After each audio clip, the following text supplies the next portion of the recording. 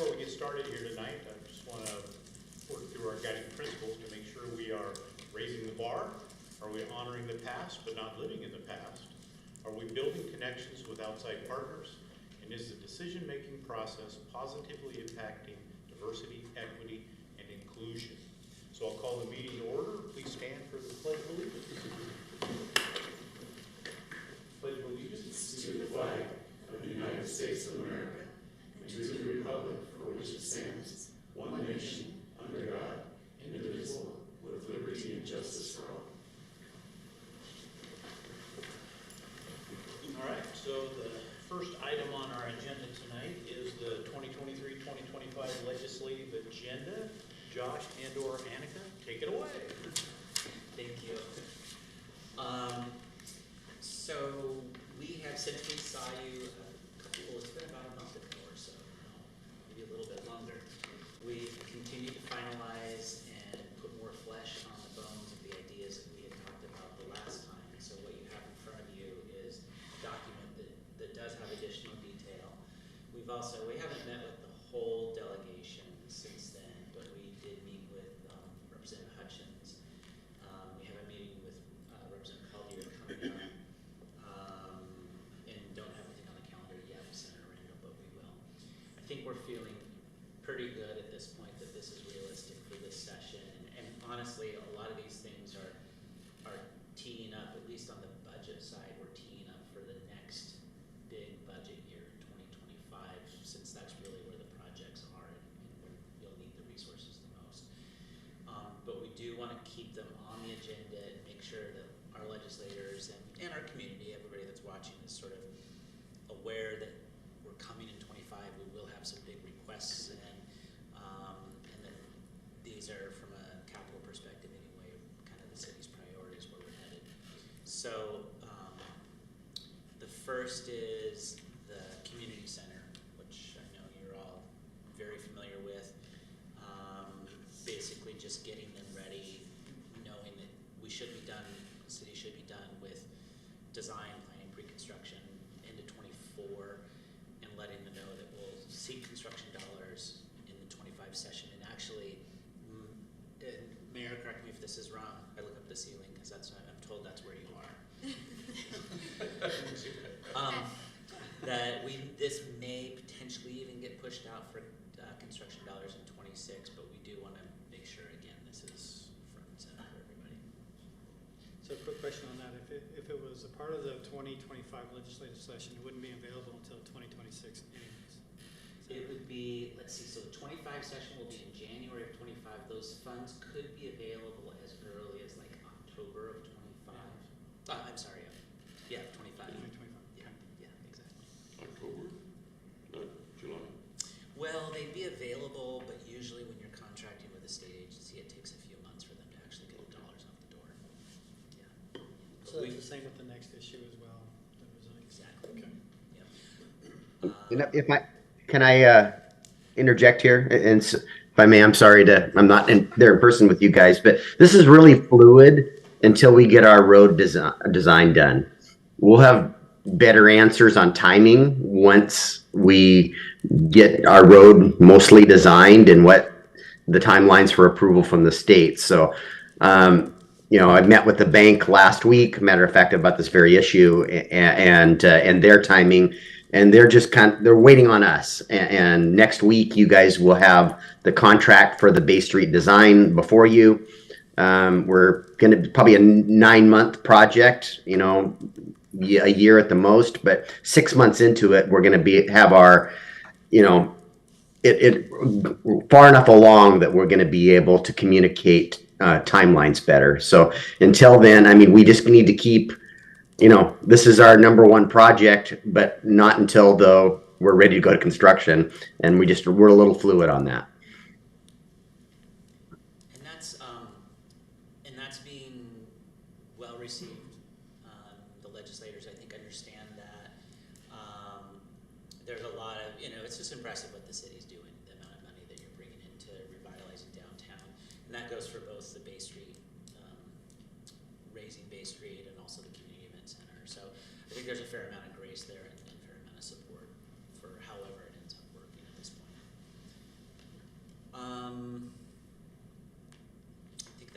much covers Bay Street as well. In terms of vehicular pursuits, we have a statement on here that basically just says we need to continue to be making some additional improvements, particularly in some specific instances where there's vehicular theft. That's the one that we hear a lot about. We're also talking about wrong-way drivers, but vehicular theft from a statewide perspective is what we hear more of. And I can't remember if we talked last time about this, but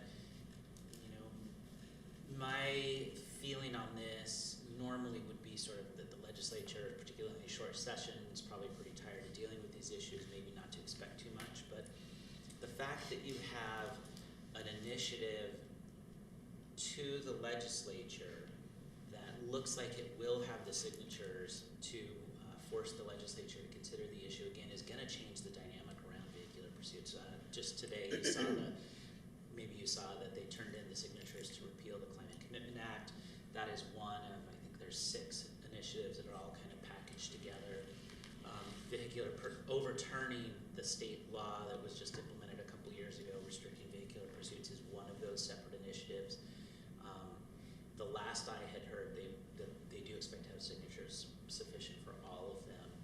So we could actually, again, the legislature's responsibility then, if they do get enough signatures in front of them, they can either pass what is put in front of them, they can amend it and put that on the ballot along with the original initiative. Actually, there's only 2 options. So my sense on this one is, given, well, I don't know, it's hard to prognosticate, but it does feel to me like perhaps the majority would be willing to make some further amendments and put something that's sort of more of a middle ground on the ballot to the people. So some new life potentially in that issue. Police Training Academy and basic law enforcement training academies, slots, just really continuing to make the argument and demonstrate that getting officers through training, making sure there's enough slots is an ongoing issue. Whether it's, they're testing out now the regional academy perspective, which are local academies. They've got one in Clark County, one in Skagit County. Those are still getting up and running. The one in Pasco graduated its first class already. So there's kind of a new model that the state's testing out there, and just wanting to make sure that we're continuing to address the need for additional officers. And I'd like to, for those who attended or didn't attend the KRCC legislative reception, there was some discussion, I can't remember which legislator mentioned it, but Spence, I think. yeah, about a OC campus training center. So that's a pretty big deal if it's a full-blown center for law enforcement. Yeah, that'd be great. Yeah. Apparently there's a state patrol facility up there or training Well, currently going on up there. I think they were, not OC, I think they were referring to the Shelton Academy, the State Patrol Academy is in Shelton. Sheldon's the one. That can be- Oh, not OCs? Well, no, I think there were 2 conversations Okay. going. Okay. One was to enhance the state patrol, the other was let's have it locally. Yeah, okay. And I'm going fast through this. If you have questions, please just stop me. I don't mean to necessarily go so fast. I'm happy to discuss these in more detail if you want to or have questions. Continuing to seek and draw attention to the need for funding for implementation of the Blake legislation that passed last year, particularly with treatment options. They want you to be looking for alternative courts. It's important if they want you to be putting individuals through these alternative options and emphasizing treatment, that those are actually available and that you have the resources. Either you have the resources specifically to provide it, or that there's resources in the community to be sending people to. On the foster pilot, you're well aware of the city's work on being a pilot under the foster, it's the foster case and the legislation that came out of that was like 2019 or something. 18. 18. Too long.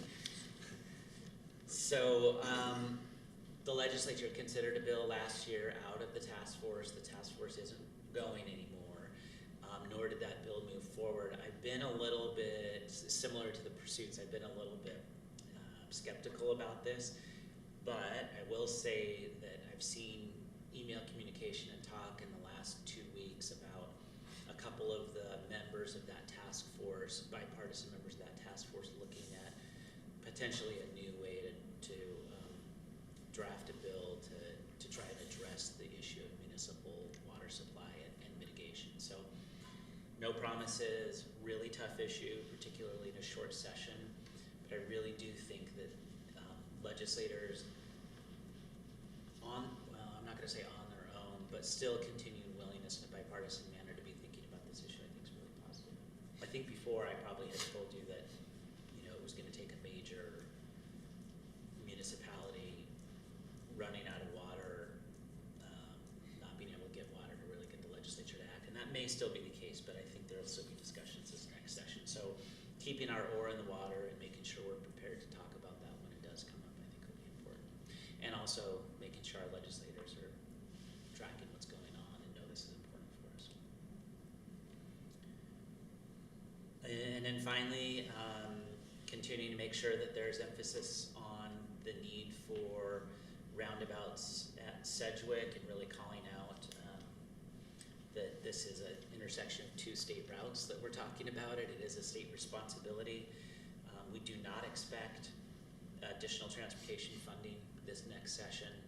In fact, I'm not sure if you saw the article in the Times over the weekend about how the state's obligation to fulfill fixing the culverts has now tripled in size. Prior to that, there was a lot of conversation around just the impact of inflation and feeling like even the projects that they funded this last round, they're not going to have enough funding for. So the state's going the other direction. It's not positive on the transportation front, but similar to some of these other issues, I think it's really important to keep it in front of their front and center to make sure they are aware, and don't forget that there's local need for local projects out here. Even though I say local, these are state routes. It's the state's responsibility. And I will say our legislators continue to be very supportive of this and are ready to jump in when and if there's the opportunity. So that's what we've got. Happy to talk about any of those individual issues. Happy to answer questions. Mayor, I don't know if you have anything you want to interject.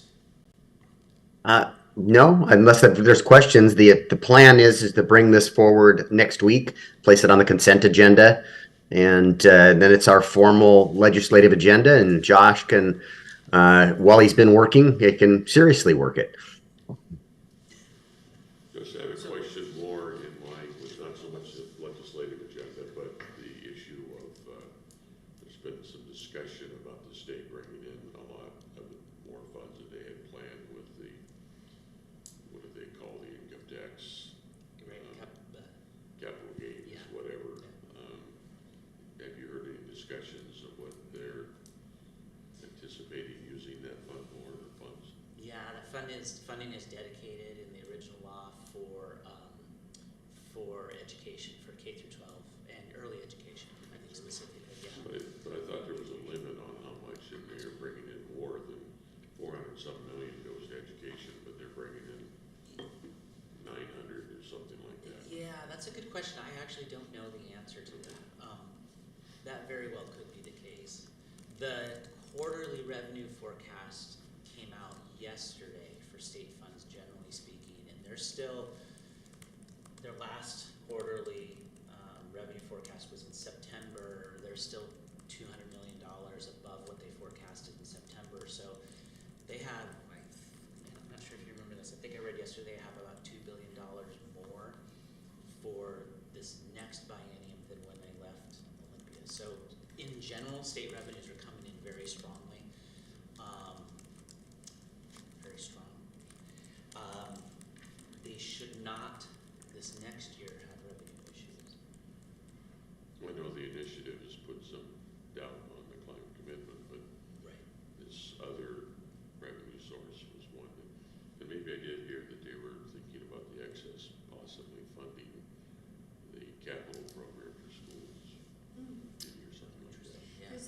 there's a work session on that in a couple weeks, actually, at committee assembly day, so, if we hear anything, we'll include our report. Just as a side note too, the repealing the capital gains tax is one of the other initiatives in that bundle of 6. We'll see.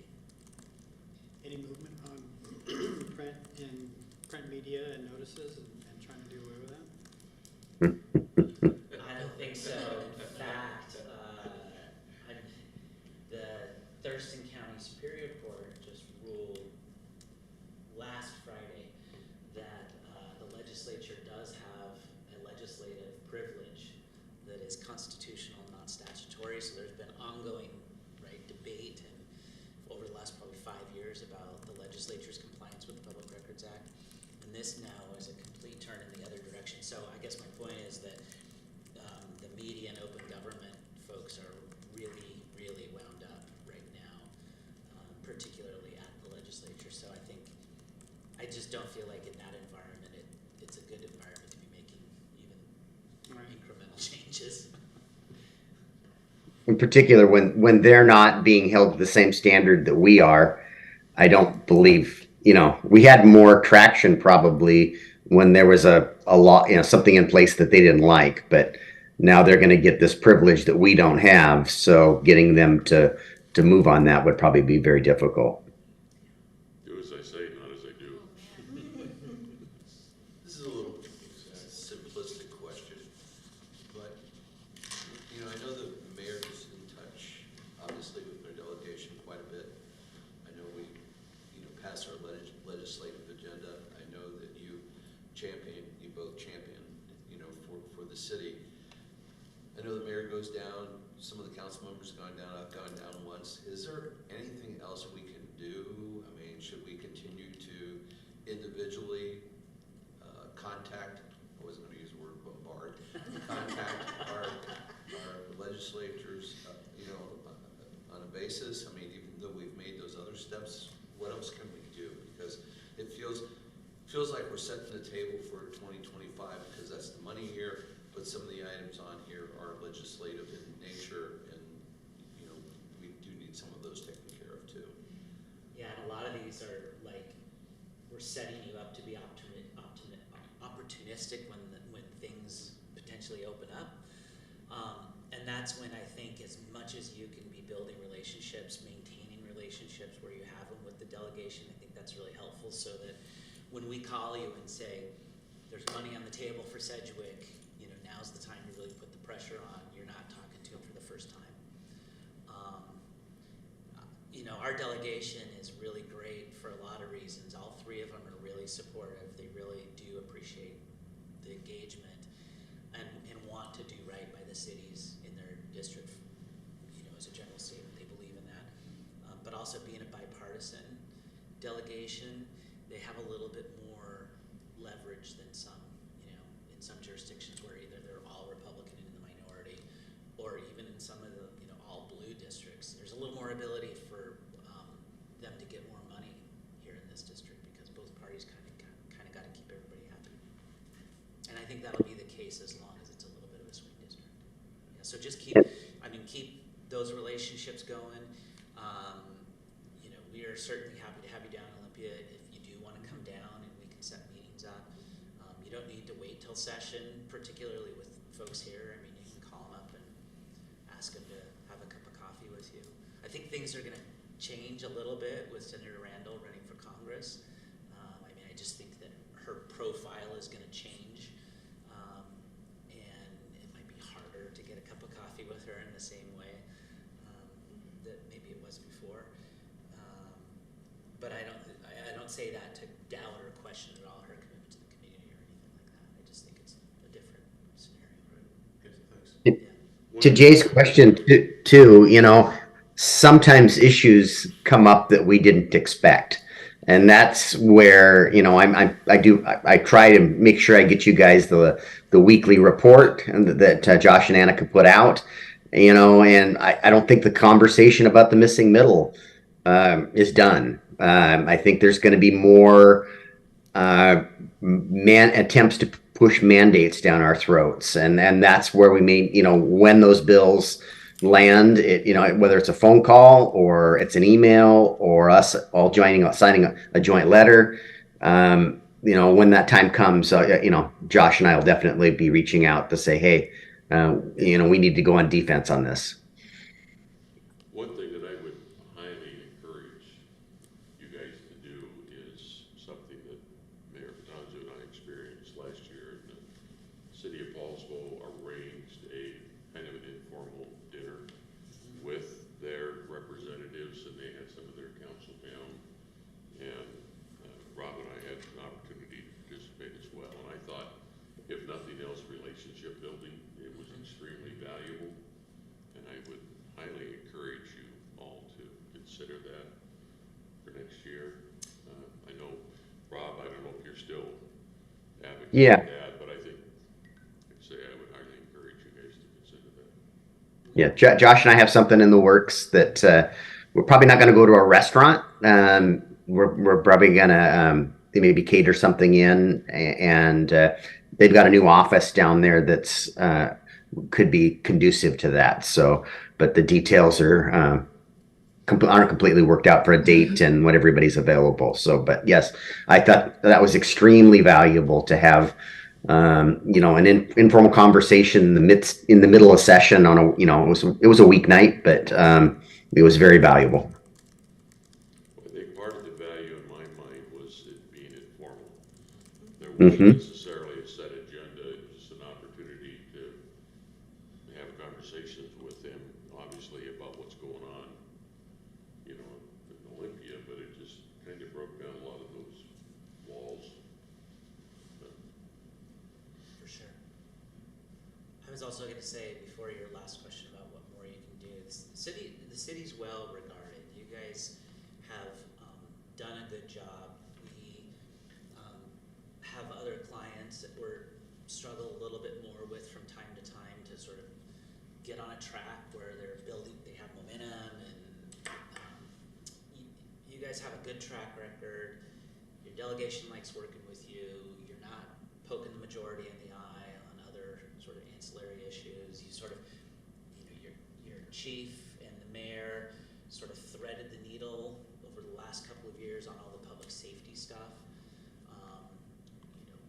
Got out there the concerns and the needs of the city and of your residents, but also did it in a way that was respectful of the majority and didn't burn any bridges. And that is easier said than done. So I'm excited that you guys want to be engaged and involved, but I guess just maybe a little reassurance that things are going well in Olympia for you.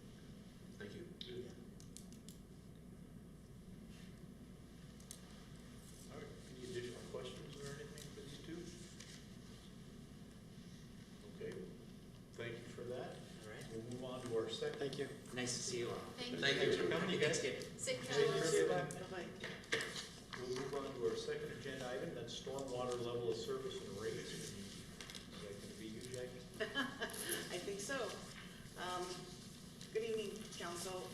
So on September 12th, you may recall that you had a presentation at that meeting from our Stormwater and Watersheds Comprehensive Planning Consulting Team about the plan that had been developed, which in its final draft stages now, ready for you. In the next couple of weeks, we'll be bringing that forward for you to adopt. One of the things within the plan is the level of service. And so we just would like to stimulate a conversation with you this evening about what level of service that would be so that staff can have direction moving forward for a rate ordinance in the near future. So I put a few slides together in your packet, and we can call those up, or if you had a chance to look at them, they're just very, very simple grids out of the plan. So I was just, like I said, trying to stimulate conversation and let you guys ask questions. The plan is out there on our website. If you want to look at it, it's too big to put in a packet as a whole, but it is out there on our website. So I had a question, between level 2 and level 3, how different are the staffing levels? An answer for that.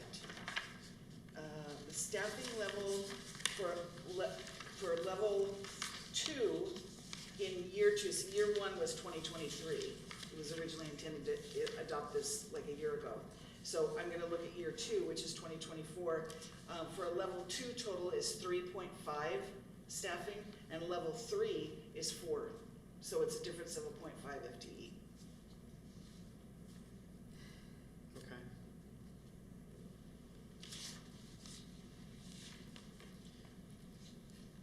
So in reading through the different levels and what we had in our packet, I wasn't able to really determine what additional benefits level 3 would get us beyond level 2.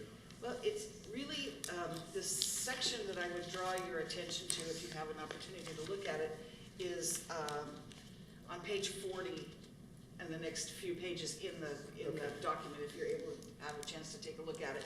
It really goes into the specific functions within the stormwater system and looks at, well, this is level 1 service, this is level 2 service. The main difference, just to put it in a nutshell, is level 1 is what we're doing now, barely meeting the requirements of the current permit and probably not the requirements of the next one, which will come out next year, and we don't know what that's going to be yet. Level 2 is really being able to do what we need to do and respond adequately and do some capital projects and get out of the red and into the black where we need to be. Level 3 is more meeting our long-range goals. So being able to get the staffing up to levels that would be able to get out ahead of things. So then the difference between level 2 and level 3, when you're looking at just staffing costs, is 50 to maybe 70,000 with benefits and all that. Yeah, Perhaps. yes. But then you have now you have maybe your media costs because you're getting out in front of things a little bit more. And all Exactly, that, yeah.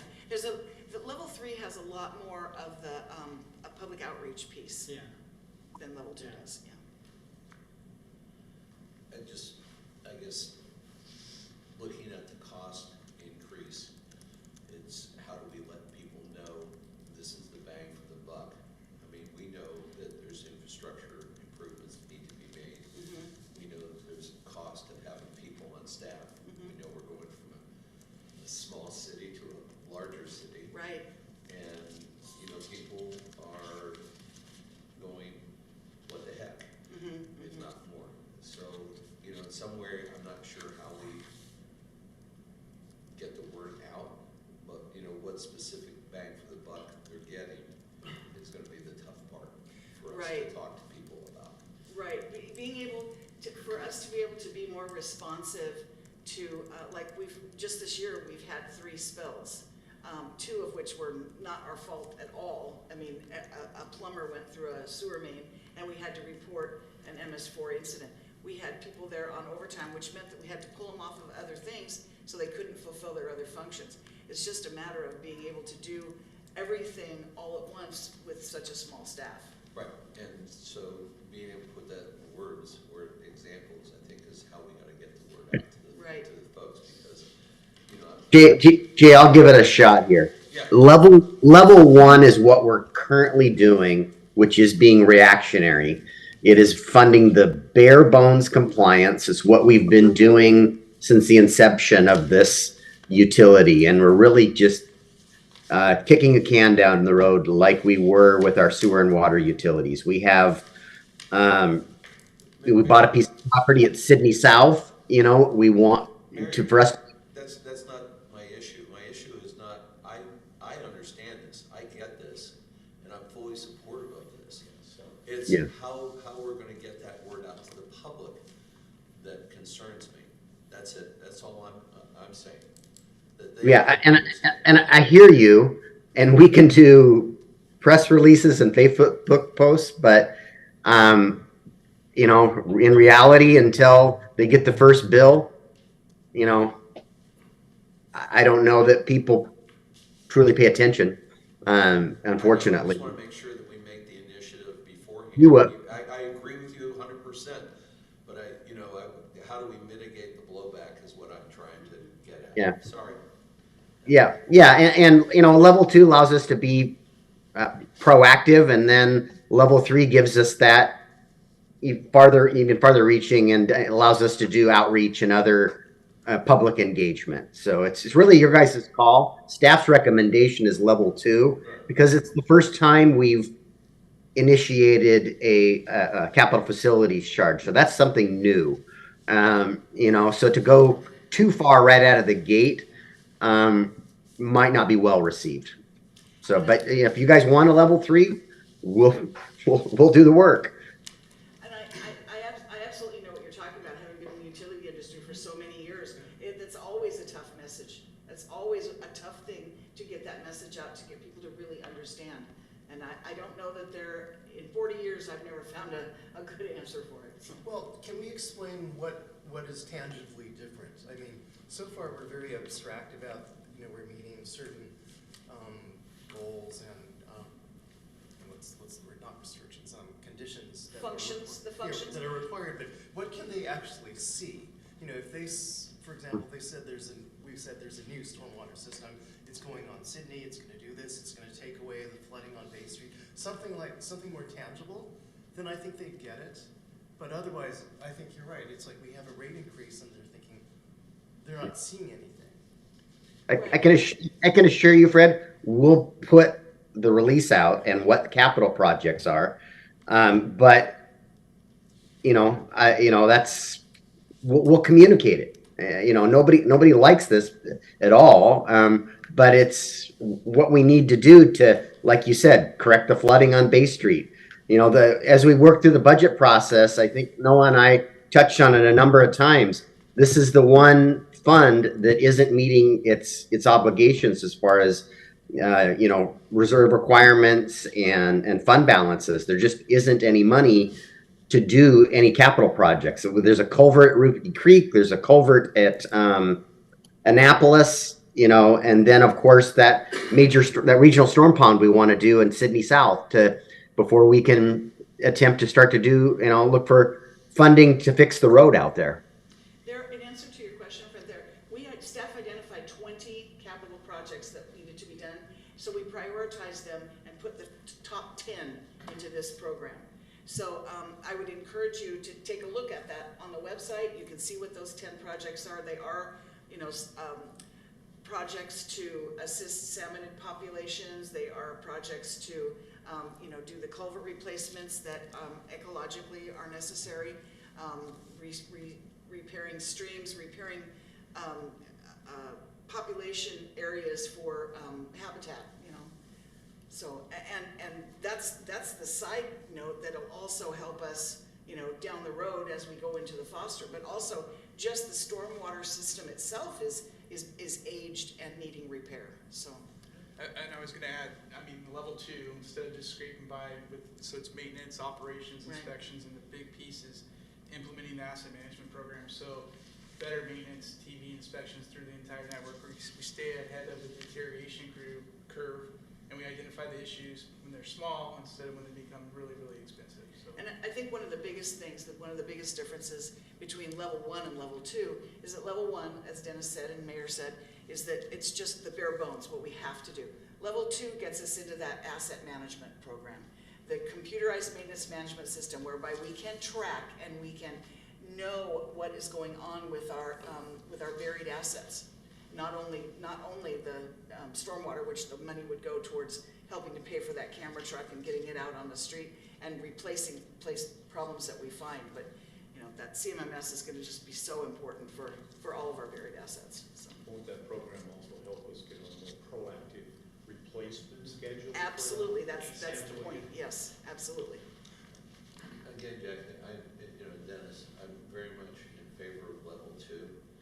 It's just that, and I detest this word, but of all the ones that we've been, used with the public, is the word transparency.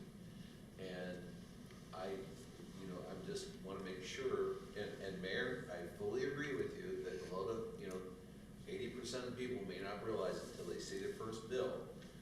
But if we can reach at least 20%, I would be ecstatic, So I'm just trying to figure out how do we get the word out, whether it's order to an independent or something like this, because this is a significant change for us. And I'm not just talking about the rates, but also the fact that we're moving forward and not staying static. It's it's no different than the Marina Pump Station. It's a big event, it's a big challenge. They can see the Marina Pump Station, some of the stuff they won't see. So, Right. that's it. I'd like to say that I'm actually leaning towards I would like to lean towards level 3, if we can explain what it's going to do. I think that's, to be honest with you, staff, the reason staff is recommending level 2 is because that's an awful big bite of the apple to start off with. I think for our ratepayers, I would agree, let's start with level 2, and then if we can sell it down the road, then let's look at that. But Fred, I totally agree with the idea of getting as much out there and showing what this will get, and it's better to have it out there and unread than not to have it out there at all, and it's better to have more information than less, so. And I'm concerned with the level 3.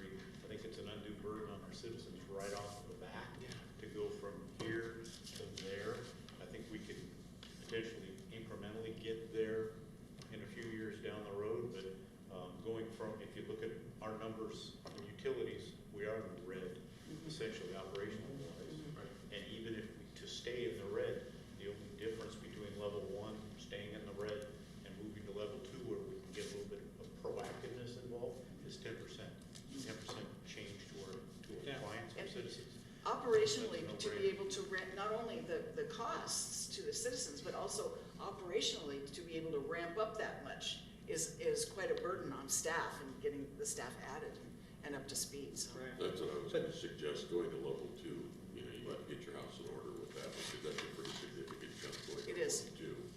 Going from 2 to 3, other than the rates, is not gonna be that much staff-wise and organizational wise. I think we made the same decision when we talked about the 1/10, 1%. Yeah. That let's show people what we can do, and then we'll go back if we want to request more. So I fully support level 2 at this time. One thing to remember too, that this is a 5-year plan. So we should be touching this again in 5 years and show, and to be able to demonstrate, you know, what we've accomplished, you know, and what activities we're doing. And if there's an appetite to take this to the next level, then we can or not. You might also be surprised that maybe level 2 can pick up some of the responsibilities of level 3 that weren't contemplated today, once everything's running smoothly. That's not unusual. At the first part of next week, we have the final demonstrations on the final 3 candidates for the software for our computerized maintenance management system. So we're moving in that direction. We're going to be there at the beginning of the year, so man, that's huge. Yeah. Level 2. Oh, Okay. yeah, I can't think that's imagine, consensus here at this point. because if you look, Well, just, if you're gonna be practically doubling in 2 years. We already have been raising rates recently with our utilities. You're gonna be surprised how much pushback you're gonna get on this one, a lot. So level 2. Yeah, and Sure. we anticipate pushback from developers as well by instituting a capital facilities charge that hasn't been there in the past, so. Yeah. We know So the we're plan getting is phone calls. just, the plan is next week, we will bring the plan for adoption. And then the first week meeting in December, the rate recommendation back to you for adoption. So, you know, about 4 weeks out or so. So, yeah, what we were looking for tonight was just what you gave us, kind of a direction forward that you'd like the level 2. And that way we can work on preparing the rate ordinance. And next week, we have the documents prepared for you to be able to adopt the plan. Adopting the plan is not adopting a level of service. The plan has all 3 levels in it, so that you could have just adopted blanket. And then we'll come back with the rates based on your level of service. Thank you. Any questions? You can go through the capital facilities? I'm sorry? Are you gonna move into the capital facilities charge? Yeah, I certainly can, yeah. If you want to discuss that, yep. Again, staff looked at 20 different, identified 20 projects, chose the top 10, and then based on that is where these capital facility charges came from. The actual numbers, if you want to get down to the nitty-gritty, are in the plan itself, but I just gave you the capital facility charge. This is based on being able to work on these projects over the next 10 years. Actually, this plan is for 10 years, so. And so you see an option A and an option B. And back this summer, when we were all talking about this, growth was still happening at a breakneck pace. And so we went back to the consultant and said, hey, what would a high growth model look like? And so we brought that forward. It is not our recommendation. I think we've likely seen our last apartment. Apartments happen in cycles. I think we've seen our last apartment. There might be one or two that are, in the permitting process and have entitlements that might break ground. But the single family is going to continue to hum along out at McCormick, probably at the 200 house a year range, not in the 350 a house range. So we're just concerned that if we went with the high growth scenario, that we wouldn't achieve the milestones. And this summer, when we were looking at this, the crystal ball looked differently. It is a projection, but it is not our recommendation to go with the high growth model because we think things are slowing down. It's actually this was, as Mayor said, this was based on, we were in a really high growth phase at the time, so we said, hey, if this continues, what's going to happen? That's the what if statement at the bottom. And the technical memo where these numbers, the second column of numbers came out, actually has about 4 disclaimers in it because the consultant, I don't think, was real comfortable giving those numbers with that high of a growth rate as well, so.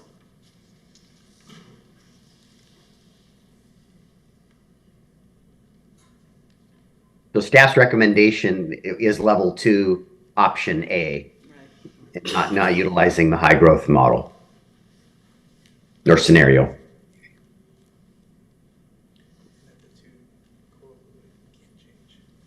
Oh, yeah, that's one thing that we want to stress too. You can't pick one level of service in rates and a different level of service in I see. CFCs. It needs to be, if it's going to be level 2, it's level 2 because the numbers are intertwined. I mean, So, the for costs. example, we wouldn't do level 3 for the CFCs, but level 2 for the No, ratepayers. that won't work. It won't work. The numbers, you'll see, if you choose to look at the plan on the website, you'll see how the numbers fit together across the board for a level of service, whether it's CFC or rates.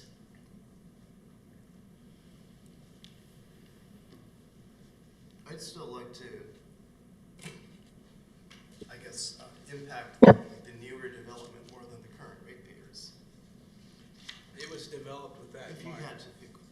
Yeah, just like with water plants and sewer plants, when we look at what capital improvements need to happen, we look at this capital improvement needs to happen. How much percentage of that is for growth and how much percentage of that is for the existing system? So that's all figured into this. That's why choosing one level of service is necessary, so. Essentially, this is for capital expansion based on the growth, where the other is to pay the operating expenses of the utility. In a nutshell, yeah. And fixing existing deficiencies. Yeah, The there are projects development, that happen in the existing infrastructure, and those should be paid for from But you rates. can't use the CFC charges to fix the existing system. Right, no. It can only be used for That would not be appropriate. impacts because of growth. Right. So that's why they have to go hand in hand, and I think Yeah. that's a good point, John. You're gonna have staff standing around with nothing to do, or you're gonna have none of the staff Right. if you don't get those two the same. I can't even fathom standing around having nothing to do. Well, assuming that you went with level 1 in your capital facility, I mean, there's operating Yeah, tasks that staff will be doing, but yeah. I know, Dennis, you're new in that, so this, I apologize if this seems a little bit condescending, but I think speaking a little bit for the council, we've always tried to keep existing ratepayers from paying more for growth. And that's been really paramount to our impact fees, which obviously some of the builders don't like, but we've always tried to keep that away from the existing citizens because of that, so. Understandable. Absolutely appropriate. Yeah. I think required. Yeah, Actually. yeah. But I would argue taxing the existing system, so you need to upgrade the existing system in order to accommodate your growth. And it sounds like you have factored that in. Well, yeah, that's what I mean by, we look at a percentage of how much percentage of this project is gonna benefit, you know, existing customers or existing system versus a new customer or a new system, new section. And it's like Marina, you know, when we looked at the numbers for Marina, every drop of sewer that the city generates goes through that station. So how do you say how much of it, I mean, it was quite a complicated problem to figure out how much percentage of that cost should be borne by new customers versus existing, so. And your statement about the burden of the taxpayers, that's why the what-if scenario could backfire. So that's why option A is the most appropriate. Oh, yeah. So Jackie, just out of curiosity, what are our neighboring municipalities? Where are they at, level-wise? I don't know that I could tell you the different levels for our neighboring municipalities, but if you give me just a moment here, they're in the plan here, so just hold I on. wanna know what the rates are. Talking about rates or CFC, Chair? CFC. CFCs. Oh, I'm sorry, I don't know about that. I don't know. I believe we're the only jurisdiction that doesn't have them. The county may not, but the other cities, I believe, have them. Any idea? Scott, you would know if the county has them. Yeah, I don't believe the county has them. But they have a much higher fee than we do too, I believe. I apologize. I thought I had everything marked in here that you guys could possibly ask. I know it's in here. I've seen it. I have too. I know it exists. Well, we know that builders would inform us, you know, if we're higher or lower than our neighboring cities, so. We don't need that today. There's like Yeah, guarantee. it's nice, it'd be nice to hear It's, this week, it's but- just like, if we don't have it and everyone else does, why don't we have it, is what we're hoping, I guess. Okay, so, this is single-family stormwater. I'm looking to see if, here's CFCs, okay. Let's see, Paulsbo's CFC is about, looks like, it's a bar graph, so it's hard to tell. Looks like about $1,200. Port Orchard level of service 2 is the $3,000. Kent is at $2,300. Montlake Terrace is at Hey, Jackie, can you just give us the folks in Kitsap County? Paulsbo is what? Paulsbo is, it looks like $1,400, and Mhm. Bremerton is at $1,600. Those are the only two that I see in Kitsap County that they have in this Yeah, survey. Gig Harbor. Those Brandy's got it. numbers- Those numbers are 2021 numbers, too. Yeah, Brandy's got it up on the screen. I see Gig Harbor there at about 1,800. Oh, yeah, I'm sorry, Gig Harbor, I missed that one. Bremerton looks like about the same. I don't see Bainbridge Island, which shocks me. And these are 2-year-old numbers? Yes. Yes, they are. They're almost 3-year-old, yeah, And that's going to be night and day. yeah. Depends if they've updated their plan though, which is a lengthy process. Yeah, or if they adopted rates like we're looking at that automatically go up incrementally year after year, so. Yeah, that's true.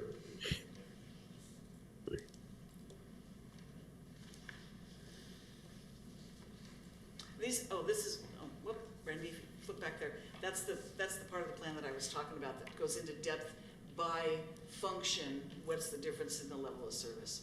Page 40, it starts on page 40.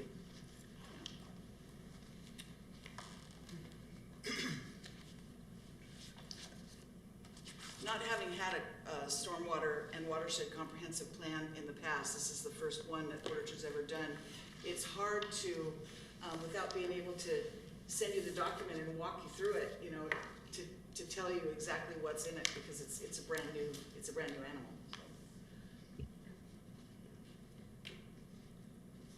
All right, do we have a consensus at all? Everybody comfortable with that level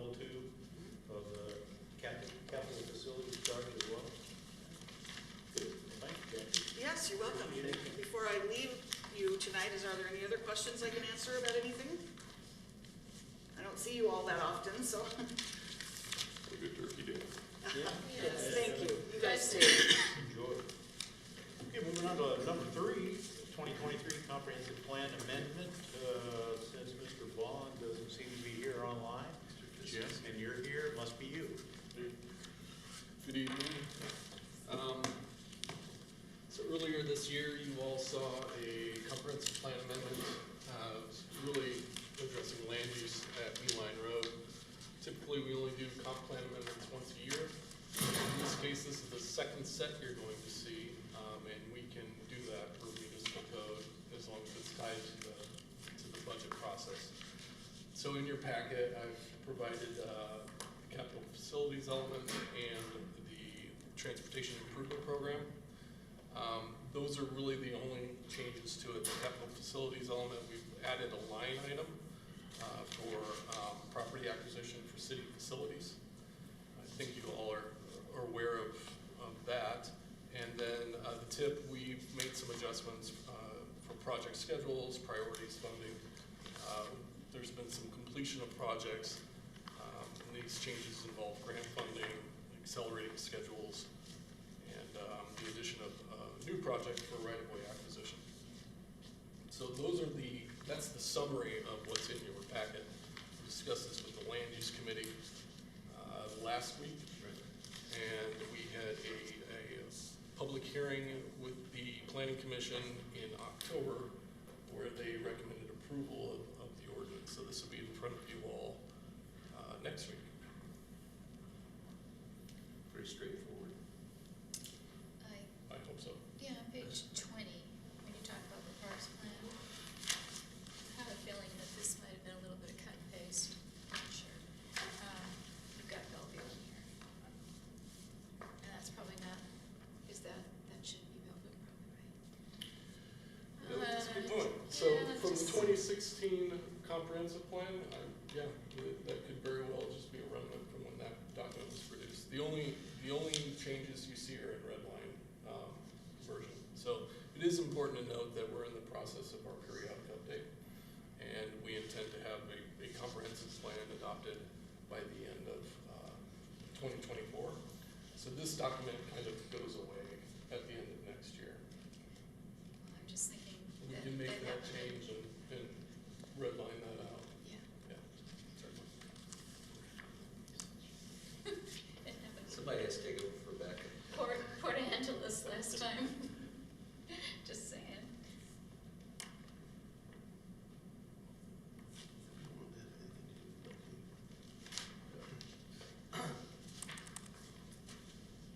John, how do you feel about our pavement?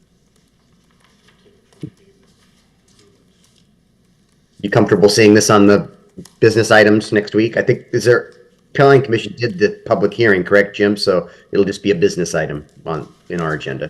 That is correct. Agenda. Never enough.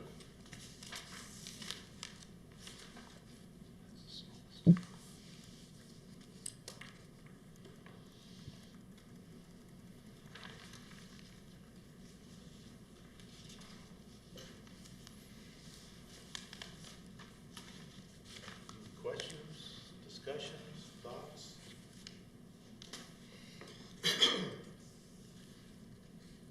Thumbs up.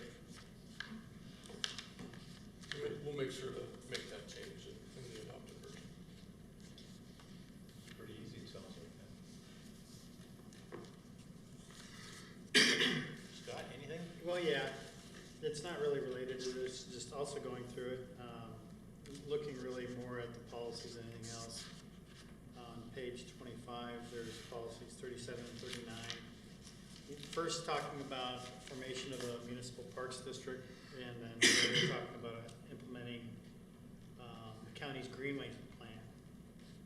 And so those are a couple things that I know that we're not obligated to do at any specific time, but I'm just curious about what those will involve when we do get there. A vote of the people to fund it. For the Parks District, but I'm not sure about the Greenways plan and what that means. I'm not familiar with it. Yeah, I don't know if I've seen a county Greenway plan. And if there is one, it's really Fortunate thing is we're updating our comprehensive plan, and I'd be surprised if that remains when we finish our process. Other than that,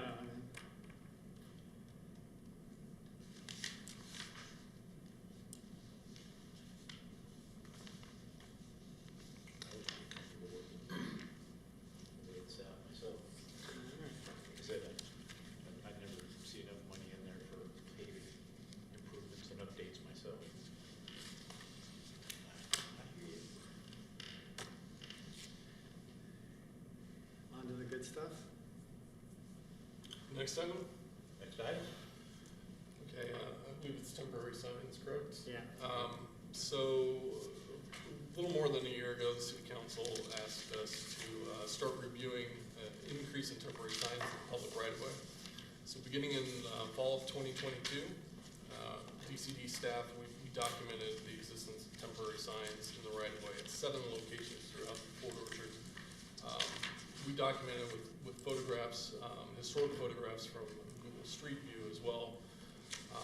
And we then gathered police crash data at those intersections, and what we discovered there was a nexus between the increase in the amount of crashes in these study areas and the proliferation of temporary signage. So we went through this process, taking pictures of these intersections for a year, and presented all of this to the Planning Commission in September. And actually, we had several conversations with the Planning Commission, but in September we presented the results of this study. And we drafted an ordinance and presented it to the Planning Commission on October 3rd, where they recommended approval of the ordinance. And specifically, that ordinance, it identifies corridors where temporary signs may be placed, really the major corridors, Tremont, Lund, Sedgwick, Bethel, etc. But there are certain criteria that we placed on the location of it. Currently, signs can be really located anywhere except within a median or inside a roundabout. And right now, you can place it along the side of a road in the public right-of-way without any limitation. So based on the data that we had gathered, we determined that we wanted to keep them out of the intersections. So the ordinance requires that a sign be at least 50 feet from an intersection, and it cannot be placed adjacent to public property, like Vansy Park, for instance. Another criteria we placed on it is that area had to be accessible by some pedestrian facility, sidewalk, walkway, something that meets the minimum requirements in our public works standard. So the Planning Commission approved that ordinance.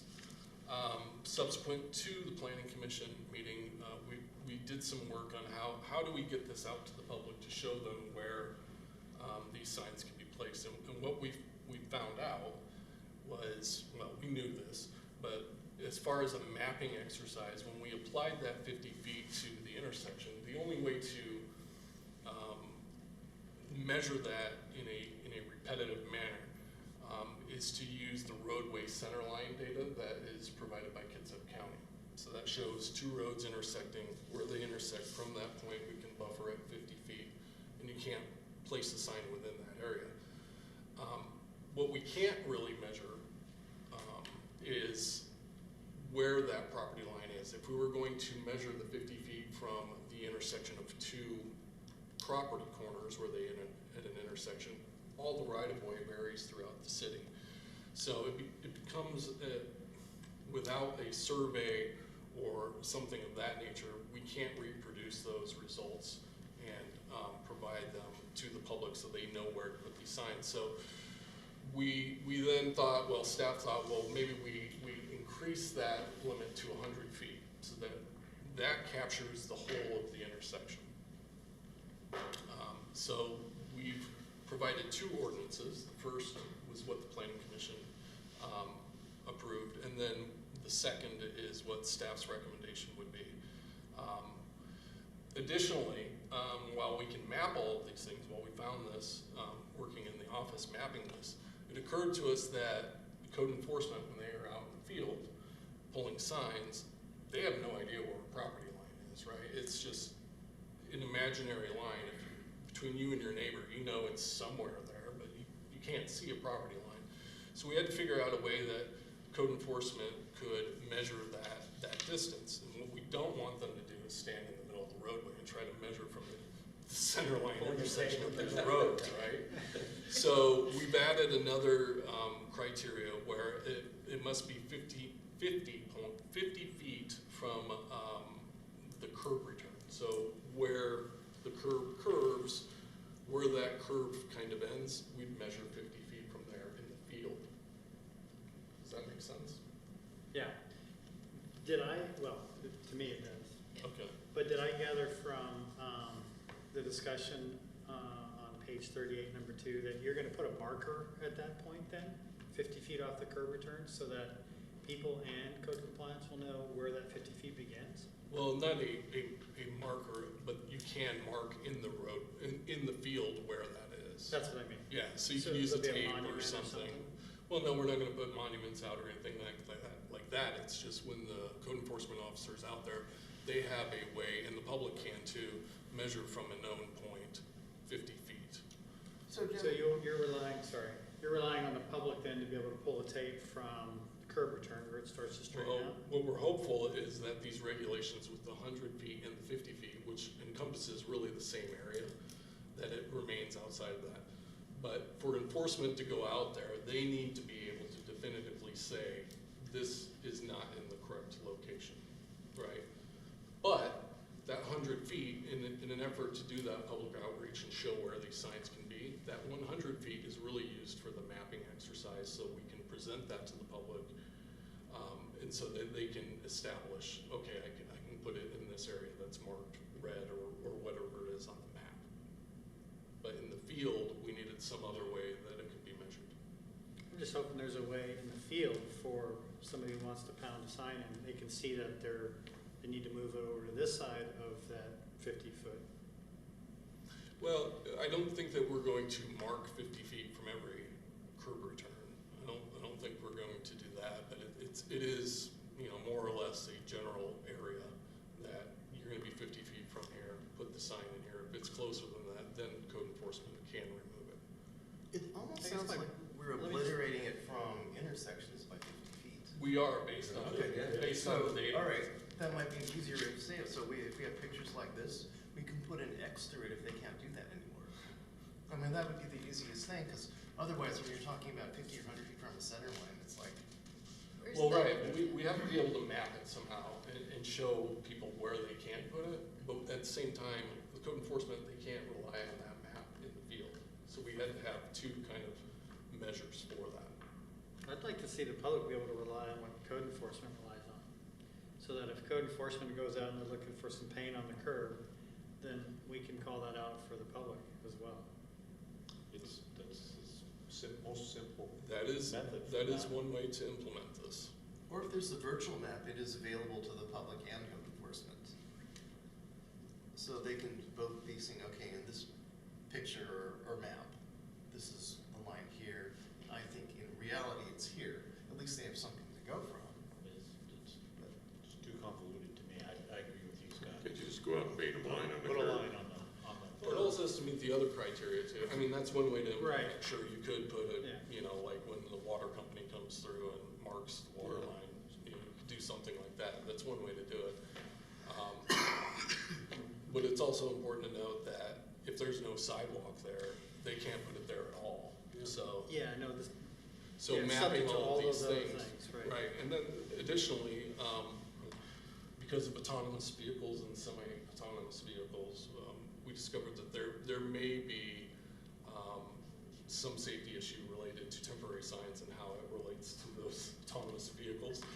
And so we've added another measure of 10 feet from a fog line, or where no fog line exists, 10 feet from the edge of pavement. Now, the only way we can map that is if we go in and map every stripe on every street in the city. And that's just not a practical thing to do. But that's easier for the public to understand. You're looking for a white line, and absent that, you're looking for where does the pavement end. Right. Hey, guys, I think we're getting too far in the weeds here. we're going to use common sense in this enforcement. Our biggest offenders are around our intersections, around the roundabouts. That's where 90% of this stuff is, and that's what we're trying to clean up. And we'll get, I mean, if we can get that taken care of, and they're only on these streets, I don't think we're going to be out there if you're 6 inches off or a foot off. You know, I think we're going to use some common sense here in our enforcement. And be quite honest, I mean, from a capacity standpoint, we're not going to be out there measuring with a tape measure. If it looks pretty close, I think we're probably going to leave it alone. But around intersections and the roundabouts, you guys are seeing it out there. It's bad, and particularly the roundabout around the bowling alley has always got 50 signs around it. You know, the T intersection at Berry Lake and Sydney's got 20 signs all the time. You know, same way at the entrance of McCormick Woods. We're just trying to clean the community up. It almost sounds like we're just banning signs. Well, we're trying to increase safety at Safety intersections. measure. And So- I want, So this doesn't run us into anything legally with political signs or stuff like that? I mean, everything comes under the same rule? This applies to all temporary That's what I'm signs. saying. So, I mean, from that aspect, it's been blessed by legal. Correct. Okay. Real estate. If it is a temporary sign, that's what it applies to. So we do not look at the content, it says what it says. It just has to meet that location criteria. So, let me throw an example. Berry Lake, I drive down Berry Lake periodically, and there are A-boards from the homes builders. They change, they move different sides, different positions on Berry Lake. There's I know Berry Lake's not in the city. That's where I was going. There's no sidewalks, but if Berry Lake was in the city, would those signs still be allowed, those A-boards? No. So we're not talking about A-boards. Those are a different type of sign, and those do require a permit. I'd be willing to bet that 90% of the A-board signs that you see out there are not permitted. But this ordinance does not address those. Right. This only addresses the temporary signs. It's something that you can push into So the they're ground, pounding or pushing. and that's it. So if those were pounded in or pushing, would those still be allowed? They would have to meet the definition of a temporary sign. So No. it deals with material, things like that. But A-board signs are completely different than a temporary sign. but if they were the same size, it wouldn't because there's not a sidewalk next to them, so they That's could right. safely, That's kind of what I was. yeah. But it would be reviewed under different criteria because it's a different type of sign. No, I'm saying if it was the same freestanding. If it was a Oh, on the ground sign. Yeah, I got you. The pressure washing signs that we're seeing everywhere. Yeah, currently you can't affix them to utility poles, trees, or anything like that, What? so. It's crazy. But this also only addresses the right of way, not what happens on private property.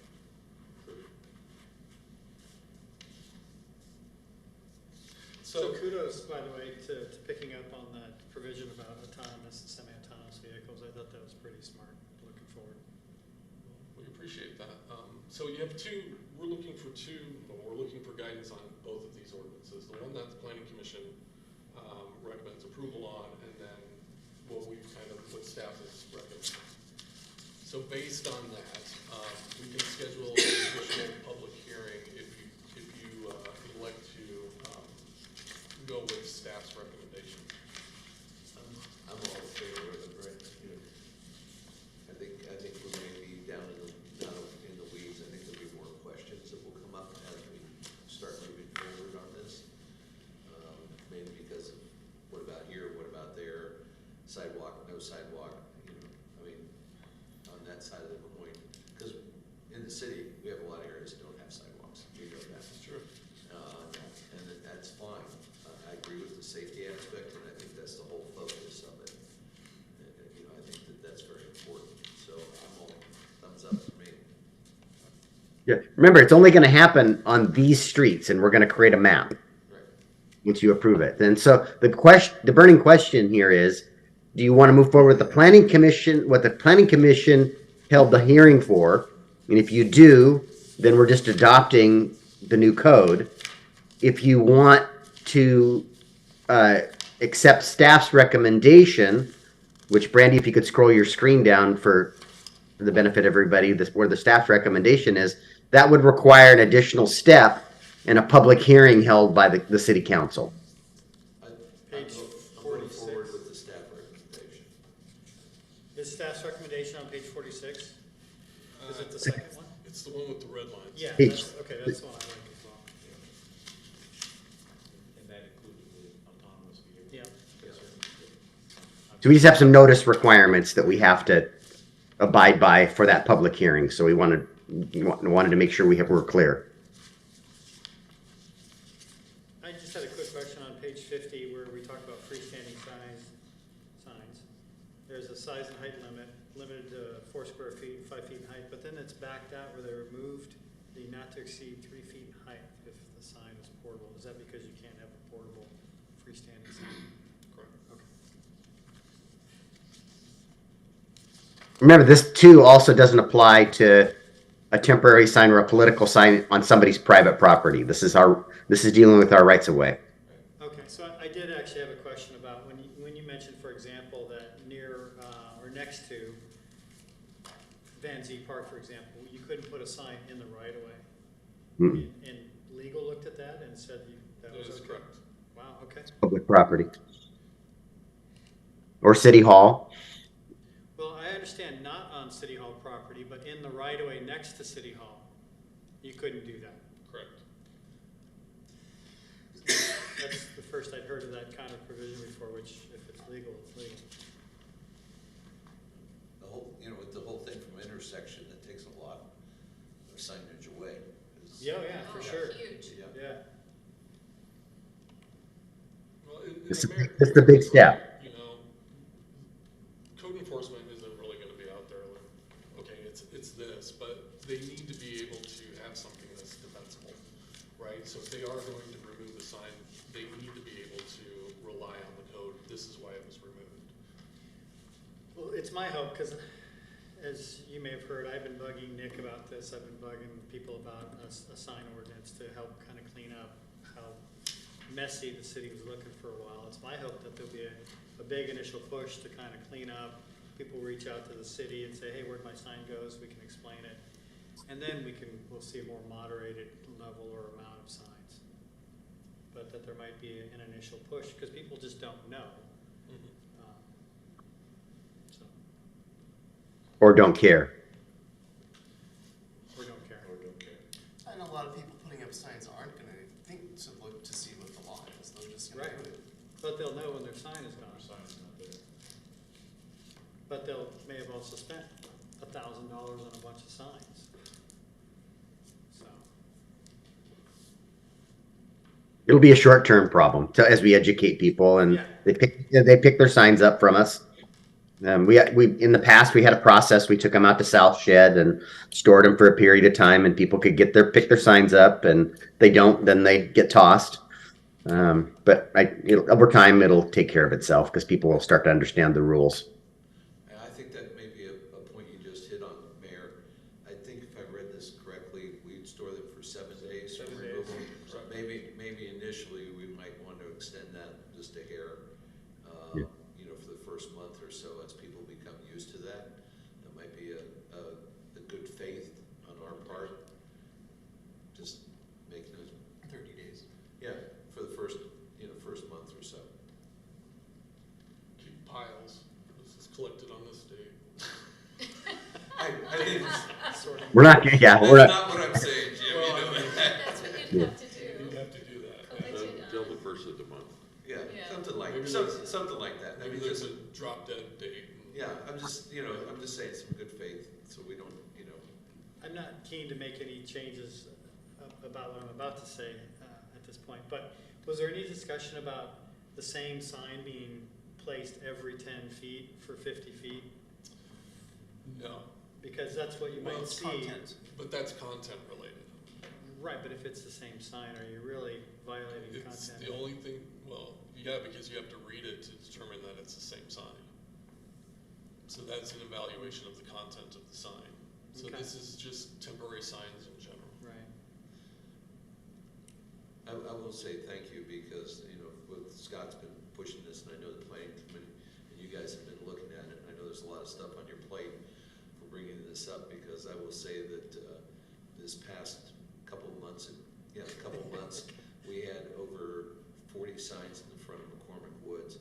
And because I counted them one day, 25 of them were not political signs. It was amazing.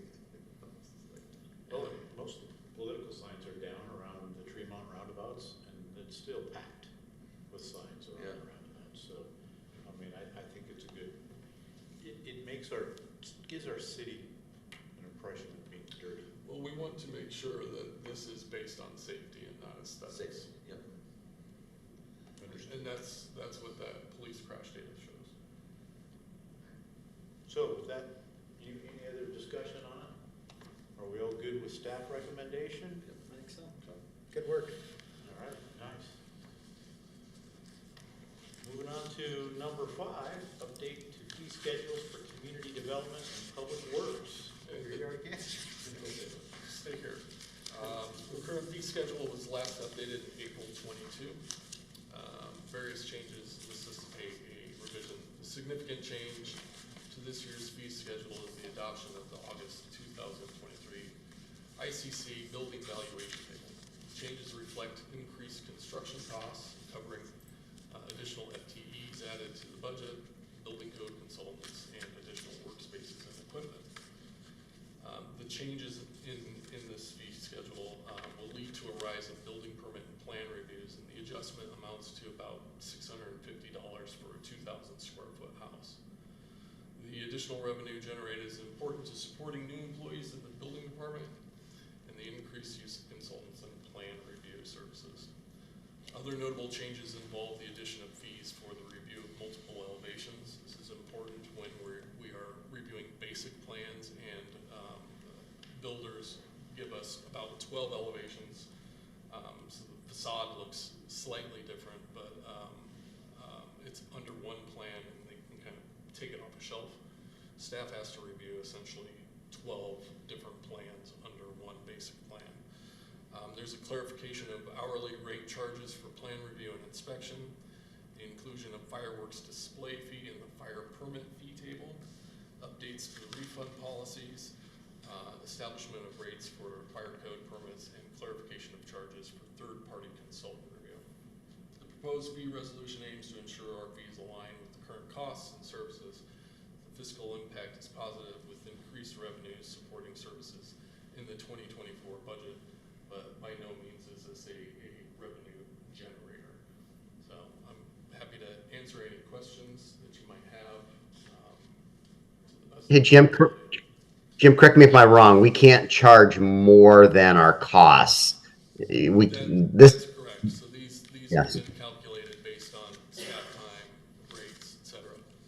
Yeah, and we had a mandate this last legislative session that triggered. That's why we added some clerical staff to the DCD department, because we have to turn permits around faster, and if we don't meet those timelines, then we have to demonstrate that we're adding staff to the process. And so that was part of why in the budget process you saw additional staff in the community development department, because of that mandate from the legislature. So this is just, our consultants are charging more and our costs have gone up, so we're trying to make sure that we're not subsidizing development by raising these fees to cover our costs.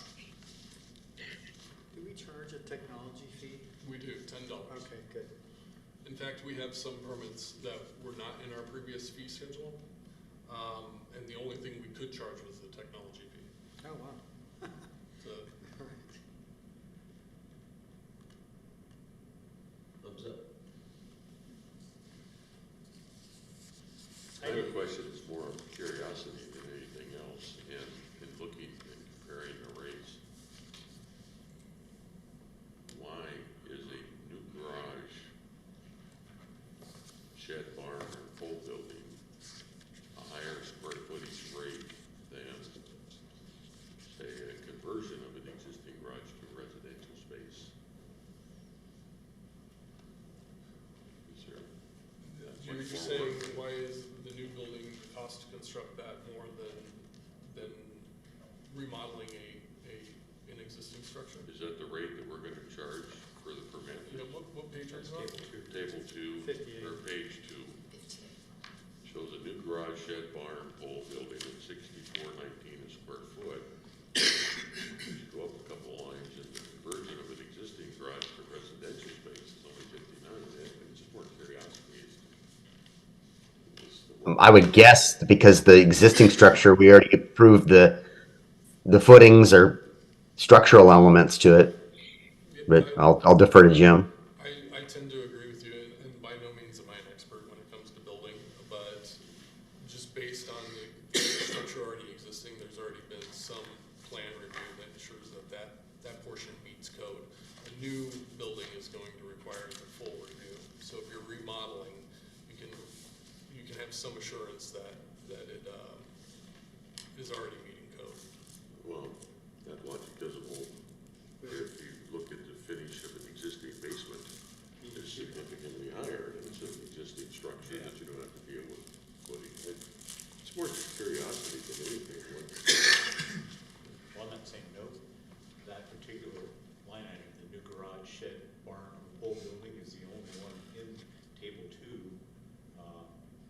that actually changed from 22 Yeah. to the current program. There was actually only 5 changes in all of the tables. Yeah, We finished. it was a minor change. Mine is just more curiosity. What makes a garage cost more than one of these others? It's just more curiosity than anything. That was my speculation, but I don't have an answer for you. I apologize. I'd be curious. Find out. Sure. Maybe you can email an answer out to everybody. Maybe next week. Yeah, that's fine. Angela will know. You don't have to look at footings and stuff the first time, you know? I mean, that's a huge deal. We've been through that. And I know this is not necessarily the kind of business to do it with, but when we're looking at these kinds of things, I hope we're also trying to see what barriers there are for housing costs. And we talk about the missing middle and all that, and just if we keep an eye towards what can we reduce or make easier or make better for applicants, I think that goes a long ways. Well, my assumption is this is paying so that we can process the applications faster, which is time is At money for a cost, building. yeah.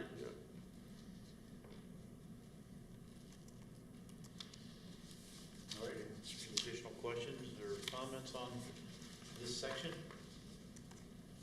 Updating the fee schedules, everybody thumbs up, pretty good with that? Mayor, you got any extra comments?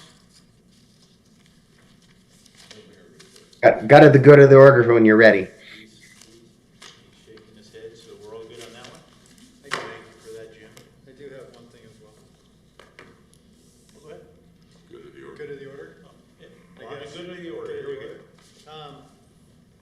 So the legislative priorities that we were reviewing tonight is exactly the kind of thing that I think should be put on our front page of our website, or somehow captured in our Facebook posts. I think What's this it- is the kind of stuff that, especially with, recently the flooding and so the sea level rise comments and legislative priorities, I think this would be good to have as part of our media outreach. Yeah, soon as that's adopted, we can do that. Yeah. That's all I had. Okay. I've got one on, did you guys catch the Facebook post about the roundabout project today? Dennis has been in communication, and so is Chris Hammer with the contractor and the state. And good news is they've informed us that tomorrow they will remove the temporary signals. The bad news is that they ran out of working days for asphalt temperature for paving, and so they're going to winter this project over till spring when there's warmer temperatures and warmer and drier. So probably, April, May, before we'll see the final lift. But it's largely done. There's some street lights and the final lift asphalt, but it's been rather frustrating for me for the last week and a half. To not see them working very hard or at all down there. I think those signals could have been out a week ago, but it's not our project and it's frustrating. Well, at least it'll be open, Mayor, so thank you for your work with talking to WASDOT. Yeah. It seems like sometimes you're beating your head against the wall. Mayor, did we get any temporary patch on the bridge lift right there? It's there. I walked down there today. There's a little, there's gonna be a dip, but there's cold patch along the two edges, where they took that out. Okay, because that was pretty severe. Yep, it's gonna be a dip. There'll be a sign, I'm sure, that says bump or something. But I think the lights, they're probably waiting on PSE just like everybody else on things, and then the paving will come later. And I think they'll keep the sidewalk closed on the KFC side. Keep all of the sidewalks closed. I know they'll have some concerns with safety and crossing without the lighting in place, but if they don't get the sidewalk on the Key Bank side and the gas station side opened up, they'll be hearing from us. So that's all I got. Anybody else have any report? Jay, what do you got? Well, we made the offer several years ago when I was a young pup sitting in the audience. They always looked at me and said, "Hey, you got anything?" So I'd like to at least extend that courtesy to John for being here tonight to see if you had anything. I'd probably just echo my sentiments, but thanks to the mayor. My business is hugely impacted by that process, so we've been in contact, so thank you for that.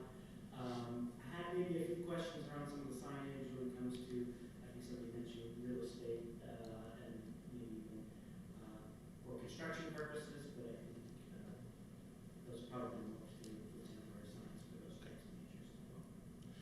And my only comment was, happy Thanksgiving, everybody. Have a good holiday. Happy Thanksgiving, everyone. Well, I don't know if it's good for the order or not, but I'm gonna be on vacation next week, so I won't be at the council meeting, so. Well, that is good news for you. Well, good for me. As will I. He's gonna be Really? wearing that Are you gold gone? white Oh. shirt. All right, so that completes the work study meeting for the 23rd. There we go. And John, I have to collect 15 from you for the tree. Yeah.